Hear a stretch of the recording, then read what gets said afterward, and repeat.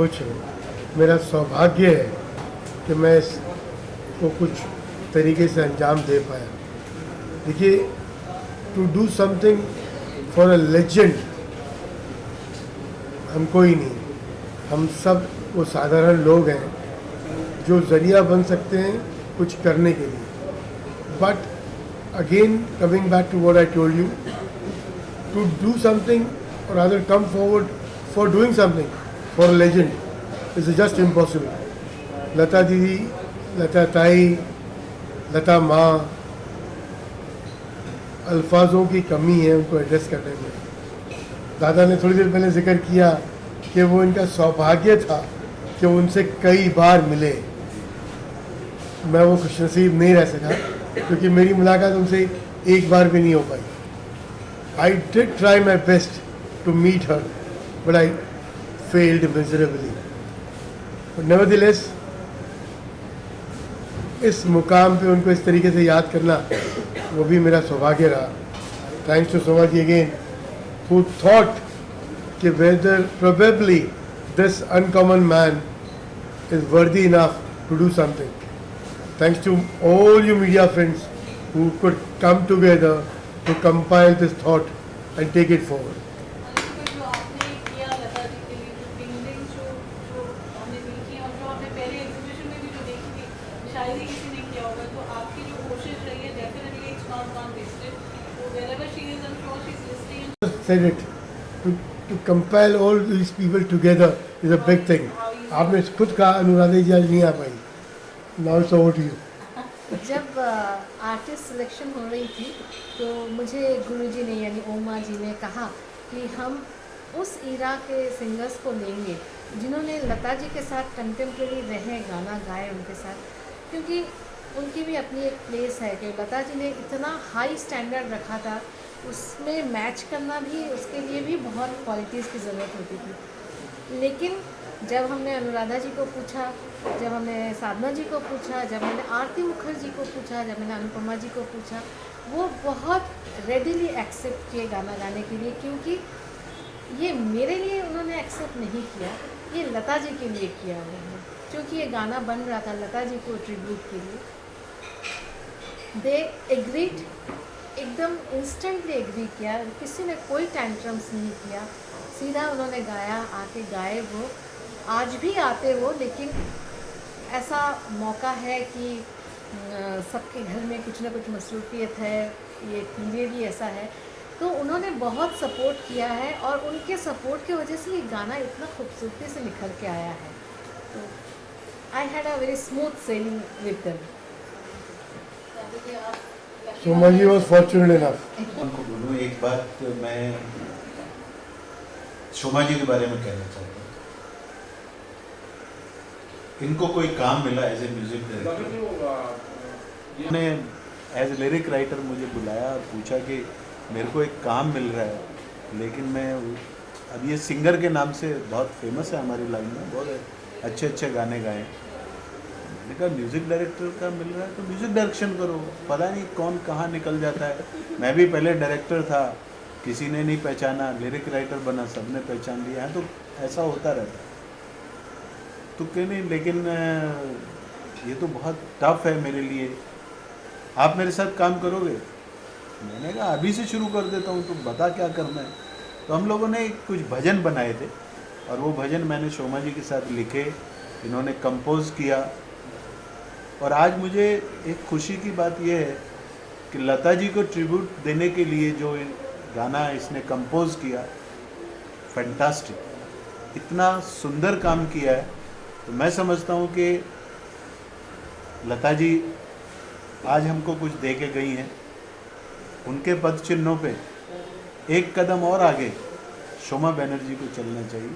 Industry को अच्छे गाने दें, इंडस्ट्री को एक अच्छी तरीके से अपनी पहचान बनाएं और हमारी इंडस्ट्री की भी पहचान बनाएं, क्योंकि बहुत कम लेडी म्यूज़िक डायरेक्टर हैं। उषा जी थी, अभी वो काम नहीं कर रही हैं। मैं समझता हूँ कि लता जी का ये बर्थडे सेलिब्रेट करते करते मैं चाहता हूँ कि अगले साल तक आपके हिट गानों को भी सेलिब्रेट करेंगे। तो सर आपसे एक सवाल है, जी, जी। लता जी के बारे आपने स्ट्रगल के दौर के जी लता जी ने गाना गाया था जी तो नए जो स्ट्रगल उस दौर में लोग करते थे तो लता दीदी उस सबसे बड़ी टिप्स तो मैं ये है कि जो उन तक पहुंच गया कभी उसको निराश नहीं किया ना, जो जिसने दे दिया उन्होंने ले लिया। कभी उनकी प्राइज़ नए लोग तो दे नहीं पाते हैं, आज भी नहीं दे पाते हैं, लेकिन लता जी ने कभी ऐसा कभी नहीं हुआ। मैं कम से कम ऐसे 50 लोगों को जानता हूँ जिसमें म्यूज़िक डायरेक्टर हैं, लिरिक राइटर हैं, प्रोड्यूसर हैं, कि लता जी तक पहुँचने के बाद उनका गाना लता जी ने ना गाया है। जबकि जैसे कि मैं एक फिल्म में आशा जी को गाने के लिए अप्रोच करने गया तो उन्होंने छुट्टे ही मेरे को बोला, दीदी का हो गया? तो मैंने बोला नहीं, पहले आपका होगा फिर उनका होगा।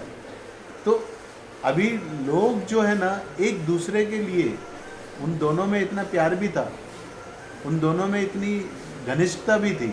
बाहर तो पता नहीं लोग जो भी बोलते हैं, पर लता जी ने जिस तरह से साथ दिया म्यूज़िक डायरेक्टरों का, जैसे एक म्यूज़िक डायरेक्टर के लिए गाना जब गाया तो एक हमारे म्यूज़िक डायरेक्टर थे SR राजन जी, उनका एक गाना था, तो वो लता जी के घर आते जाते थे, वो बहुत बड़ा उनका नाम था।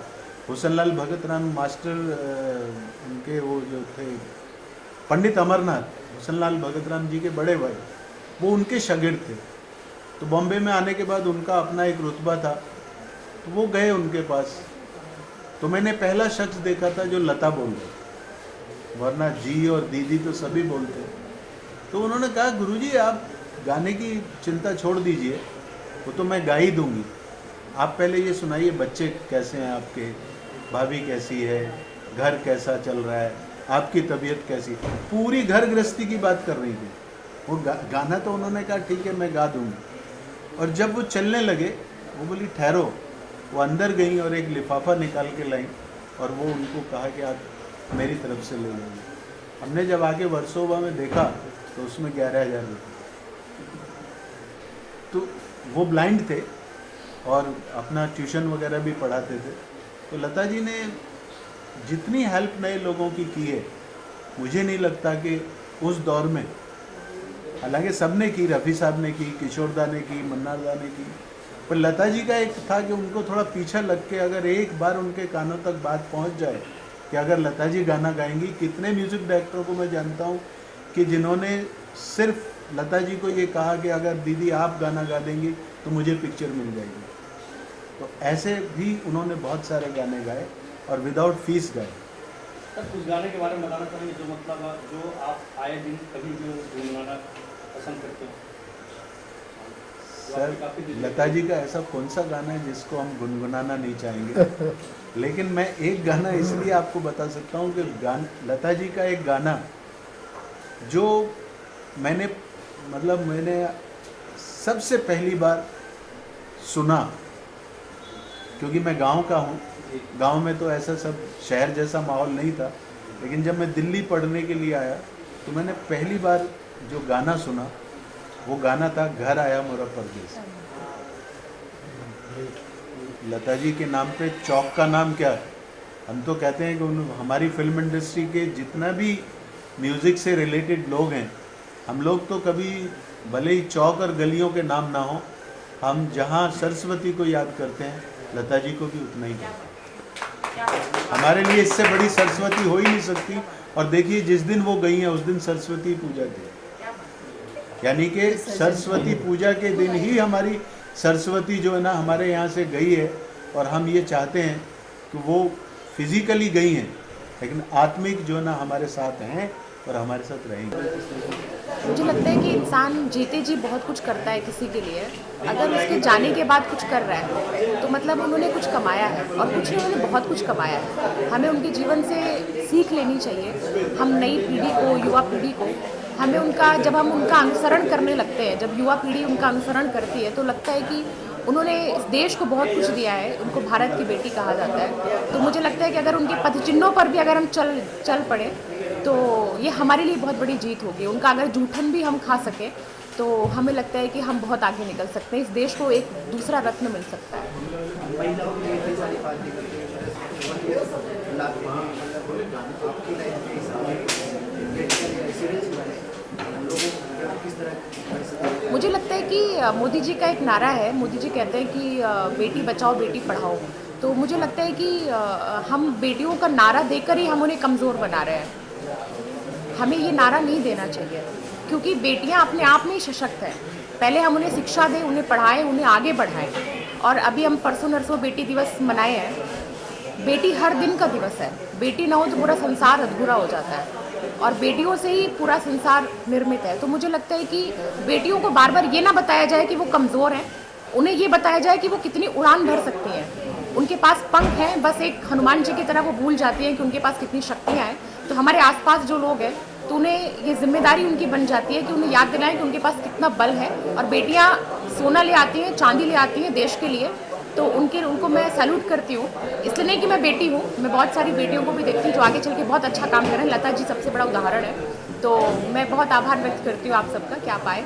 और कविता के माध्यम से आप मोटिवेट भी करते हैं बाहर के साथ स्टूडेंट्स होते हैं। एक 4 पंक्ति मैं आपको सुना देती हूँ। अक्सर लोग प्रेम के बारे में कहते हैं कि जैसे हमारे यहाँ आई लव यू का फॉर्मेट नहीं है, तो कई बार लोग कहते हैं कि आई लव यू नहीं बोला तो मुझे कैसे पता चलेगा कि प्रेम करता है। तो 4 पंक्तियाँ मैं कह देती हूँ कि प्यार प्यार से तोला जाए, कहाँ ज़रूरी है जाना। हर दरवाज़ा खोला जाए, कहाँ ज़रूरी है जाना। समझ सको ना खामोशी तुम इतने तो नादान नहीं। प्यार ज़बां से बोला जाए, कहाँ ज़रूरी है जाना।